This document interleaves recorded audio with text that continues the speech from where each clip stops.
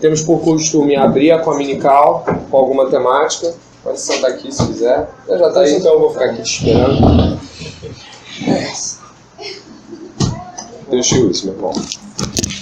Para vocês deixarem Romanos 1 aí.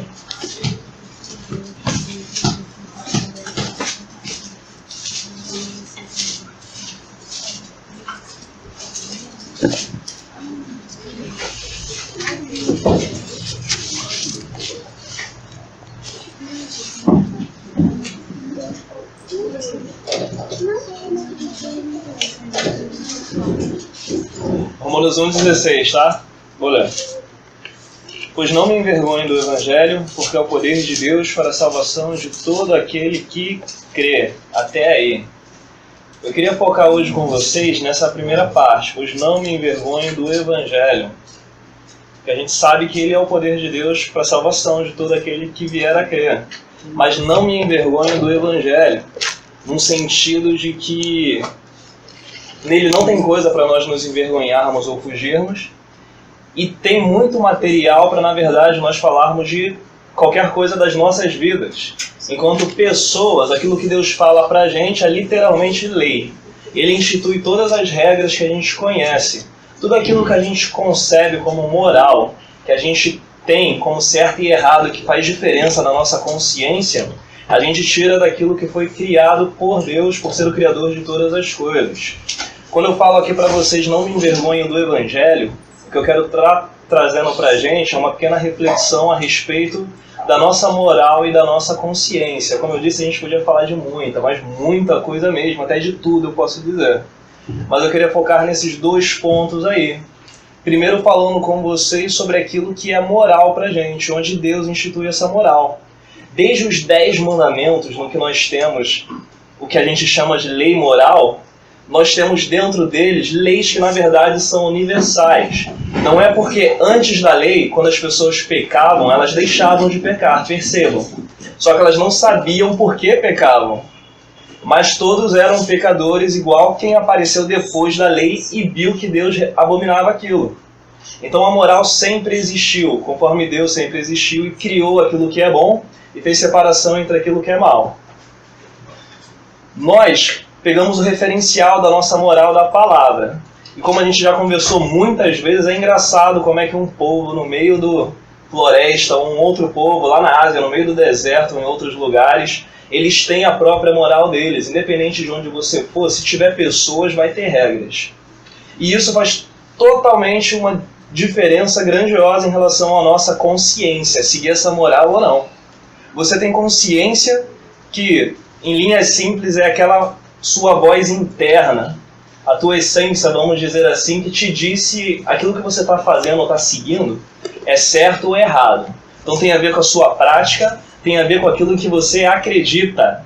E falando naquilo que você acredita, lembra aí de Paulo falando com Timóteo, onde ele recomenda a Timóteo que guarde a consciência, porque alguns que não tinham guardado a consciência vieram a naufragar na fé. Pensando nisso, eu um dia me toquei de uma coisa, que se você perder a consciência, você muito provavelmente vai perder a fé também.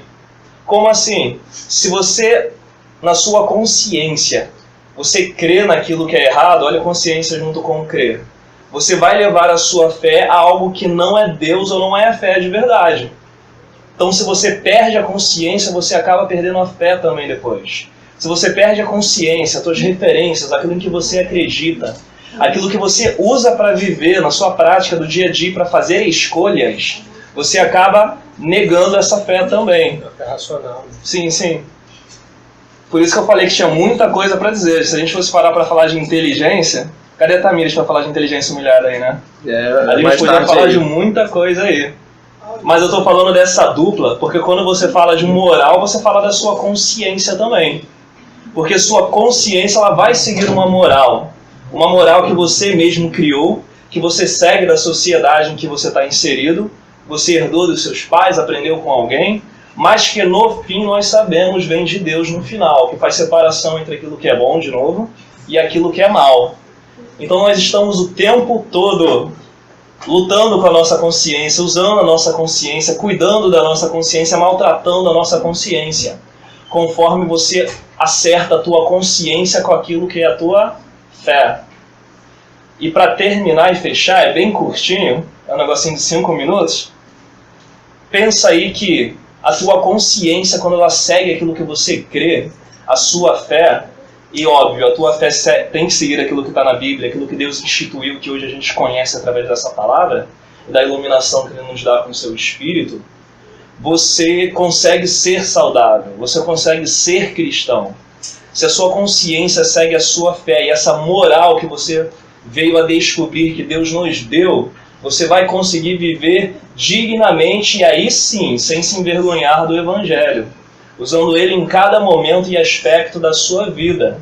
Independente do lugar ou circunstâncias em que você se encontra, se você tem uma consciência certa, seguindo essa fé correta, na moral que Deus nos dá, nós conseguimos ter uma vida que é digna também desse mesmo Evangelho que nós vamos conhecendo cada vez mais, conforme nós vivemos e praticamos. Nisso, encerro. Bem. Gabriel parece ter feito um prelúdio para a Comunical da Noite, que vai falar sobre razão, né? Sem dúvida. Sobre razão e fé, uma parte da noite. E falou muito bem o Gabriel quando disse que quando nós vendemos, deixamos nossa consciência de lado ou usamos ela para outra coisa, a nossa fé vai na direção daquilo que a gente pensa. Né? Então essa fé ela não é uma fé cega, é uma fé pensante. E se eu estou pensando errado, eu vou ter uma fé errada também, né? Parabéns, Gabriel. Uma benção, uma benção. Fiquei impactado. Deus abençoe. Faz de novo a noite para a introdução de novo. Deus abençoe, Gabriel. Irmãos, aqui a gente sempre faz essa introdução, então se alguém, assim como o Gabriel, se dispor, tá? Nós estamos aí também à disposição para ouvi-lo. Não tem muito elitismo, não. Acho que nenhum. É fácil fazer, para botar o pezinho aqui com a gente. Boa tarde, mais uma vez. Quem nunca veio a Comunical aqui? Quem nunca veio a Comunical? Tu nunca veio aqui não, cara? Não. Ela nunca veio, não? Primeira vez também, né? Qual é teu nome, irmão? Eric, bem-vindo, tá, Eric? Dona Maria. Ah, Dona Maria. Você já conheceu, mas deixei passar, né? Tu também nunca veio aqui não, veio? Qual é seu nome? Bruna? Bem-vinda, tá, Bruna? Essa mochila é preciosa. Tá agarrando essa mochila aí. Gente, não mexe na mochila da Bruna não, gente. Tô brincando. Sente calor de onde veio? Não, né? Quê? Não, né? Tem calor lá onde tu veio? Não, tá calor não? Eu tava, de manhã tava fria. Eu às vezes ando com um casaco o dia inteiro suando, eu falo, pô, não precisava isso, né? Tipo, Não, mas eu tô horas suando, horas. Já fizeram isso? É uma tolice minha. No seu caso, acho que de repente é uma questão que você gosta, né? Mas o meu é burrice mesmo. A gente está estudando Romanos há 2 meses, mais até. E hoje nós estamos aqui para Romanos capítulo 13. Em Romanos capítulo 12, aí cada um que tiver uma Bíblia puder já ir paginando, né? Gabriel já deixou a gente perto em Romanos 1, é só ir um pouquinho mais à frente. O livro de Romanos, e a gente tem que ter uma fala aqui que possa ser uma fala que junte os pensamentos. Nem todo mundo veio aqui, em todos, ou talvez não esteja em nenhum dos dias onde estudamos Romanos nos últimos 2 meses. Romanos é um livro escrito por um apóstolo chamado Paulo. Paulo foi o último apóstolo a ser revelado pelas escrituras como um apóstolo legítimo do 1º século. Paulo foi convertido quando perseguia cristãos no caminho de Damasco. Ele viu uma luz e era o Senhor Jesus se revelando a Paulo. Paulo então se converte. Passa 13 anos num estado meio de sacando o lance em Antioquia, da Síria. Ele passa por volta de 10, 13 anos.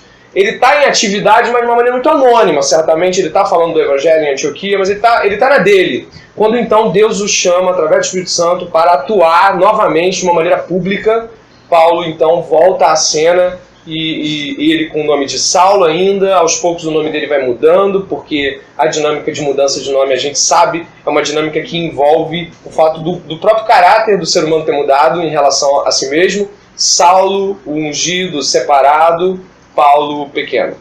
Então a mudança de nome de Paulo não é qualquer coisa, por mais que ela possa ter acontecido numa mudança tipo de alguém não conseguir falar Saulo, não é pouco chamá-lo de Paulo. Muda muito a perspectiva do nome Saulo para o nome Paulo. Ele escreveu diversas cartas do Novo Testamento e nós estamos estudando uma chamada Carta aos Romanos. Roma, uma cidade enorme do 1º século, uma cidade com 1 milhão de habitantes, 600 mil desempregados, entre desempregados e escravos, estávamos em pleno Império Romano. Paulo nunca havia visitado a cidade de Roma, pelo menos não com este fim, né? E agora ele está intentando ir a Roma. Ele não está ainda em Roma, quer ir a Roma, envia essa carta que nós estamos estudando, e essa carta tem como objetivo dizer para os cristãos romanos o que ele pensa, dizer o que ele pensa antes que ele chegue. Nós estamos no capítulo 13. Esse capítulo ele é antecedido pelo capítulo 12, que fala sobre comportamento cristão em relação a como devemos nos relacionar com Deus, com o próximo e com os de fora. Foi o que estudamos semana passada. O capítulo 13, que é o capítulo de hoje, está chegando aí, Gui? Som? O capítulo 13, ele está falando de outro assunto, de uma relação de Paulo com os irmãos daquela igreja e com as autoridades do seu tempo. É muito relevante, tendo em vista as últimas denúncias que têm sido feitas com relação ao nosso governo.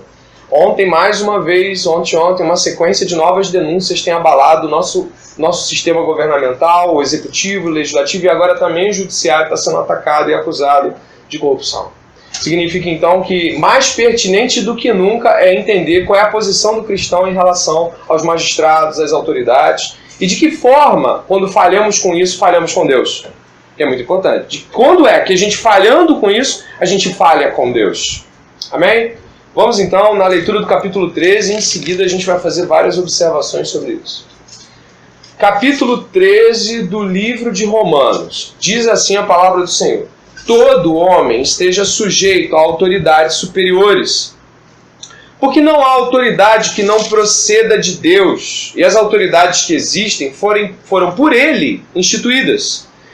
De modo que aquele que se opõe à autoridade resiste à ordenação de Deus, e os que resistem trarão sobre si mesmos condenação.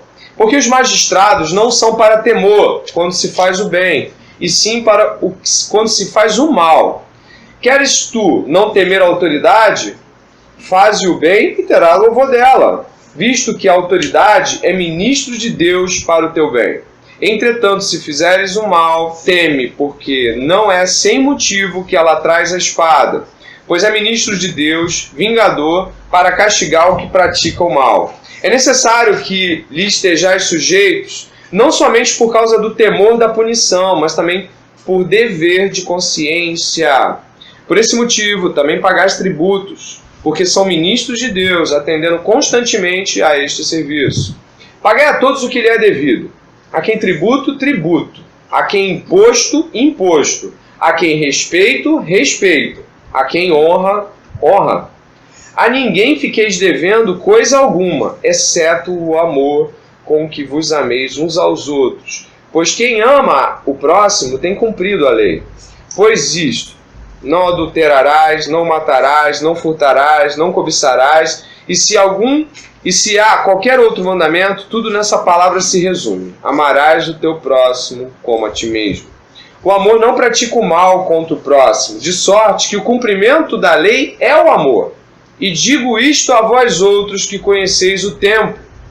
Já é hora de vos despertares do sono, porque a nossa salvação está, agora, mais perto do que quando no princípio cremos. Vai alta a noite, e vem chegando o dia. Deixemos, pois, as obras das trevas, e revistamos das armas da luz. Andemos dignamente, como em pleno dia, não em orgias e bebedices, não em impudícias e dissoluções, não em contendas e ciúmes, mas revesti-vos do Senhor Jesus Cristo, e nada disponhais para a carne no tocante às suas concupiscências. O texto é sublime, né? Ele lido já é uma coisa de reflexão. Quando ele é lido, você já fica pensando em algumas coisas sobre a sua própria vida. Mas a nossa tarefa aqui é tentar ser um pouco mais profundo, refletindo.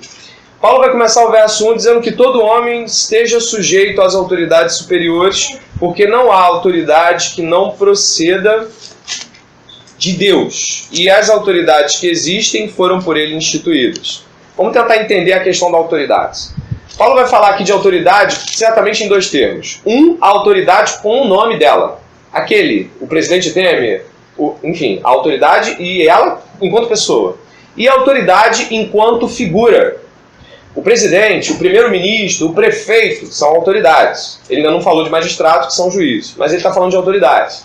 Como é que a gente pode pensar sobre isso? O que Deus está falando aqui num primeiro momento é a preocupação que nós temos ao lembrar que Deus é o Senhor. Isso é muito interessante porque para qualquer um aqui, ou pelo menos para os cristãos que estão aqui, se nós perguntarmos, Jesus Cristo é quem para você? Você vai dizer, Jesus Cristo é o Senhor. E Deus, o Pai dele, também é Senhor, dono de toda a terra. Então, existe talvez na nossa mente uma preocupação, né, que pode gerar... Muito obrigado. Uma distância entre o certo e aquilo que eu acho certo. Um exemplo. Placa de caminhão e de carro. Não sou o dono do mundo, mas sou filho do dono. Gente, não está errado, tá? Mas o que pode gerar essa fala quando ela se subeleva? O que pode gerar uma fala como eu não sou o dono do mundo, mas eu sou filho do dono? Significa, de alguma forma, que eu dei uma crescida. É mais ou menos assim. Pior que isso fica no carro e a pessoa às vezes faz barbárie no carro, né? E o cristão está lá dentro. Mas o que acontece nisso é, cara, Deus está preocupado com o modo como nos relacionamos com as autoridades ditas seculares. O presidente, o prefeito, o governador, o vereador, o guarda de trânsito. Essas pessoas têm uma posição que Deus sabe muito bem que é necessária. O pecado é contingencial. O pecado jaz à porta. O pecado está dentro de mim e dentro de você. A lei, ela cessiona o pecado. Ou seja, ela dá uma barreirada no pecado para que ele não extravase todo o seu potencial maligno. Então, os juízes, os prefeitos, os executores da lei, eles são, como diria Lutero, o braço esquerdo, direito, eu não lembro se era direito ou esquerdo que Lutero falava, mas Lutero dizia que eles eram um braço de Deus, agindo no nosso meio. Ah, peraí, mas e o Hitler? Ah, peraí, você vai falar isso do que estão fazendo no nosso governo? Existe uma questão interessante no livro de Daniel, que diz que é Deus que institui reis e é Deus que os faz cair. Nós conseguimos ver em parte, mas não no todo. E às vezes um rei mau é juízo de Deus para uma geração má. A gente viu muito isso no Velho Testamento, quando o povo ia mal, parecia que um rei mau era um castigo, e era um castigo de Deus para aquela geração. A geração de Acabe, de Jezabel, recebeu Acabe e Jezabel como um juízo de Deus para aquele tempo. Nós estamos num tempo de muitas igrejas. Todo mundo aqui sabe que tem uma igreja perto de sua casa. Beleza. Se tem muitas igrejas, devia ter muitos cristãos. E muitos cristãos deveria ser uma sociedade melhor, correto? Mas não é.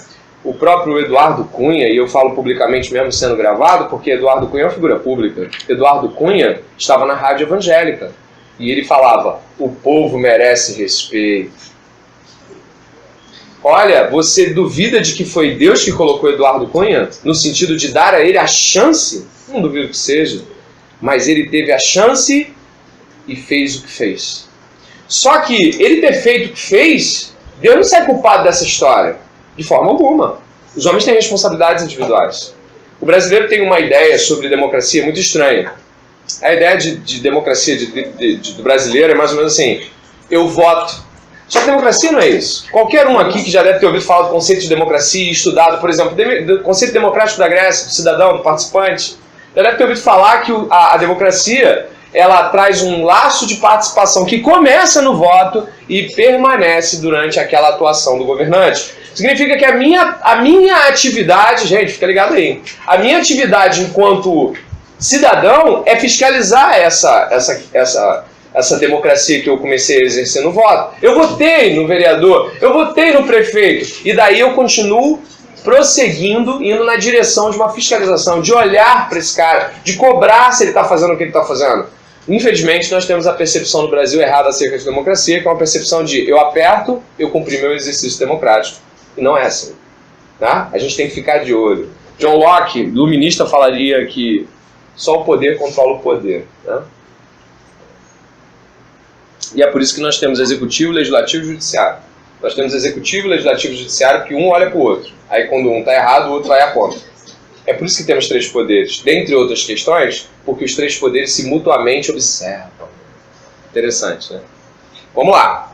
Verso 1 vai dizer, que todo homem esteja sujeito a autoridades superiores, porque não há autoridade que não proceda de Deus, e as autoridades que existem foram por ele instituídas. Qual é o serviço da autoridade? A lei serve de contenção para a maldade humana. Todas as placas que colocam na parede para trazer uma lei, 90% delas, poucas são sobre o seu direito. A maior parte delas é: não faça isso, não é permitido entrar aqui, não pise na grama. São barreiras de contenção contra a nossa própria malignidade. Significa que os executores dessa justiça são agentes de Deus para isso. Nós não devemos rejeitar as autoridades porque elas são postas por Deus devido ao nosso grau de pecaminosidade. Quando eu entendo isso, eu não rejeito a autoridade. Eu coopero com a autoridade. Eu produzo possibilidade dessa autoridade se tornar mais efetiva. E quando um cristão ele fala mal da autoridade, eu acho muito estranho os cristãos falando mal dos seus presidentes, zombando dos seus presidentes, zombando do seu prefeito. Ah, mas olha o que ele está fazendo. É uma autoridade. E Deus exige que você e eu a respeitemos. Certa vez, Paulo, sem saber com quem falava, e Paulo estava falando com o sumo sacerdote, num desses momentos que Paulo é preso, Paulo vai falar assim: Deus te ferirá a parede branqueada. Aí o soldado dá-lhe uma paulada na boca de Paulo e fala: olha o que você está falando com o sumo sacerdote. Paulo fala: desculpa, eu não sabia. Ele retrocede. Por que o Paulo retrocedeu? Que ele compreende a autoridade. Ele compreende. Isso deve calar um pouco do nosso ímpeto em ficar falando mal das pessoas, a começar pelas autoridades. E falar mal parece ser costume geral de todo mundo, né? Falar mal é quase um esporte, né? Tem lugar aqui, caso queira, tem lugar ali, tá bom? Fica à vontade. Vamos ao segundo verso. Gente, vai cooperando, vai perguntando, aqui a gente tem essa abertura. Oi, tudo bem com vocês? Tudo bem? Eu já vi vocês, nunca vi vocês não. Vocês são bem-vindas. Qual o nome? Yasmin? Oi? Ingrid, bem-vinda, tá? Está discutindo Romanos capítulo 13. Vocês são muito bem-vindos. Muito obrigado por terem vindo. Cara, o Marcos, eu não tinha visto o Marcos não. A voz tão grave que eu pensei que era o Senhor. Ele está aqui. Eu estava no pé de Samuel já. Senhor. Vamos lá. De modo... Você pode interferir que você é um cara que estuda as leis mais do que eu, tá? Você tem todo o direito de fazer uma interferência. Verso 2. De modo que aquele que se opõe à autoridade resiste à ordenação de Deus, e os que resistem trarão sobre si mesmo condenação. Essa palavra condenação aqui não é condenação sobre inferno, é condenação no sentido de punição por estar sendo oposto à ação de uma ordenação. Não é a palavra implícita, ela não é colocada no sentido de inferno, céu, não é isso. Não é esse tipo de juízo condenatório, mas é uma condenação de que você vai pagar por se opor a uma autoridade. Você não pode fazer isso, eu não posso fazer isso. Ok? Isso, gente, se desdobra em vários aspectos também, né? A gente, por exemplo, tem dificuldade, às vezes, de respeitar um guarda de trânsito, respeitar uma figura pública que pode não parecer pra gente a maior autoridade do mundo, mas está lá ordenada por Deus. Diga. A gente pensa até nos partidos de oposições, né? Quando eles são partidos de oposições, eles também são políticos, eles pedem diversos cargos, diversas regalias, né? Entendi. Nosso desafio, Marli, é que ouvindo a palavra de Deus assim, tudo fica no amém. A gente sabe disso. Né? Glória a Deus! Vou sair daqui, tu vai ver. Vou dar bom dia pro PM. Ah, oi, quer um chazinho? Ó, teu pai é PM? Aqui, ó. E aí o que acontece? Quando a gente sai, a gente tem a fala. Com todo respeito, seu pai eu conheço, é um homem de Deus, tá? PM é tudo safado. Passa perto de um PM para tu ver, vai te achacar, vai tirar dinheiro de você. A gente começa a fazer aquilo que Deus condena. Entendeu? Ah, Michel Temer é um safado. Ele é o presidente, tem que respeitar ele. Se ele fez o que fez, ou faz o que faz, ou fará, enfim, ele vai ser punido segundo a mesma autoridade. Portanto, nós temos que dobrar a nossa língua quando falarmos das autoridades. Isso é um princípio de respeito fundamental. E o nosso problema hoje é que nós perdemos princípios fundamentais de respeito. E para resgatar isso, gente? Como é difícil resgatar isso? Entendeu? Vamos lá. E aí tem vários. Bota respeito ao idoso, respeito ao pastor, respeito ao pai, à mãe. Vou no verso 3. Porque os magistrados não são para temor quando se faz o bem, e sim quando se faz o mal. Queres tu não temer a autoridade? Faz o bem, terás louvor dela, visto que a autoridade é ministro de Deus para teu bem. Entretanto, se fizeres mal, teme, porque não é sem motivo que ela traz a espada, pois é ministro de Deus, vingador, para castigar o que pratica o mal. Todo mundo sabe aqui que Paulo foi morto, muito provavelmente no tempo do imperador ímpio, terrivelmente maldoso Nero. Mas o fato de Paulo ter sido talvez morto no tempo de Nero, ou mesmo ter visto muitas mortes, Paulo tinha visto muita coisa. Paulo mesmo tinha sido uma autoridade que tinha batido em gente.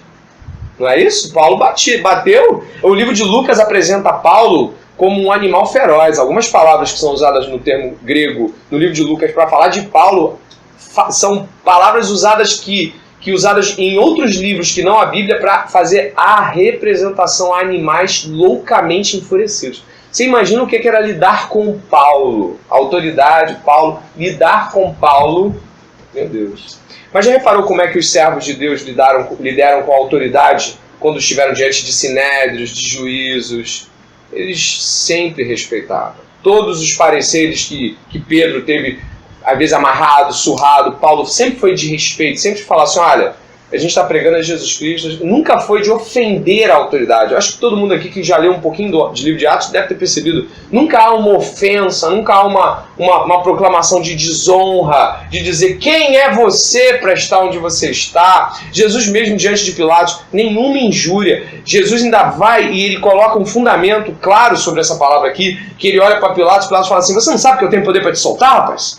Jesus falou assim, nenhum poder você teria se do céu não te fosse dado. Jesus confirma essa palavra aqui. Mas quem te deu poder foi Deus, foi meu Pai que te deu poder para me prender. Então você não tem poder por de si mesmo, não há um poder em você que seja de você mesmo.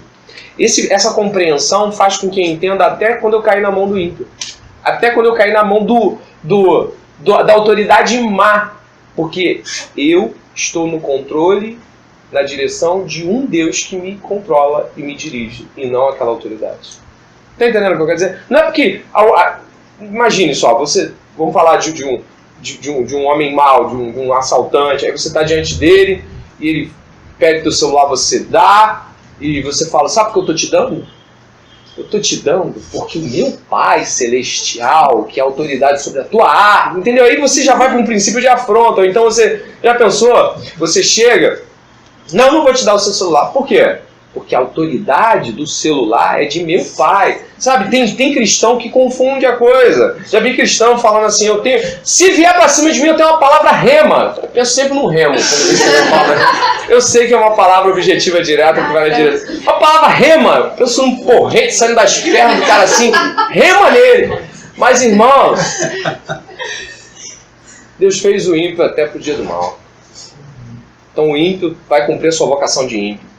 O salvo vai cumprir a sua vocação de salvo. Eu garanto aos irmãos que não devem temer. Dá celular, dá a carteira. Não finge que não está com você. Já vi cristão fazendo isso. Eu disse que não estava comigo. Pô, você mentiu, cara. Mentiu para ficar com o celular? Dá o celular, pô, dá a carteira. Jesus fala o quê? Se te pedirem a túnica, dá a capa também, meu irmão. Você está pensando que esse negócio todo faz diferença para você? Faz diferença para ele. Que isso é o fim da vida dele, é o fim último da vida dele, é roubar e ficar com as coisas. O nosso, isso aí, dá. A gente tem que ter essa consciência, ainda mais andando nesse mundo aí. A gente tem que ter essa consciência. Parou ali, pediu, dá celular, toma. Carteira, toma. Posso sair? Sabe, não fica querendo criar demanda com bandido. Isso não é nada pra gente.